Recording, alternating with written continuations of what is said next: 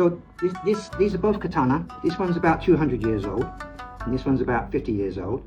And this is one that I use all the time for martial arts practice.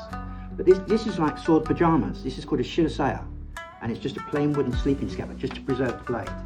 So here you can see the three different parts of the blade. So first of all, you have the shape of the blade. This is called the sori, or the sugata, and it's the shape of the blade changes from period to period. But there's no strange curvatures, they're all very natural, a bit like the drooping branch of a willow tree. Next is the folded pattern of the steel. You can tell the school or the period from the hues and textures of the steel. Then lastly, it's the pattern of the hamon, the pattern of the differentially hardened edge. They cover the blade in clay, and they either scrape it off along the cutting edge, or they put a thinner layer of clay along the cutting edge, and a thicker layer of clay along the back of the blade, heat it till it's red hot, and then plunge it into a bath of water. And this makes the cutting edge very hard, but while retaining the ductility at the back of the blade. So this acts as a shock absorber.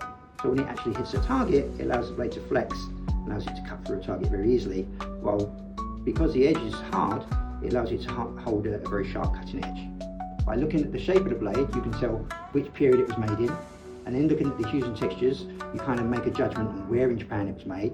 But then finally, the hamon is kind of like handwriting of the swordsmith. So you're looking for these clues in the hamon, and then you can find out the actual maker of the smith.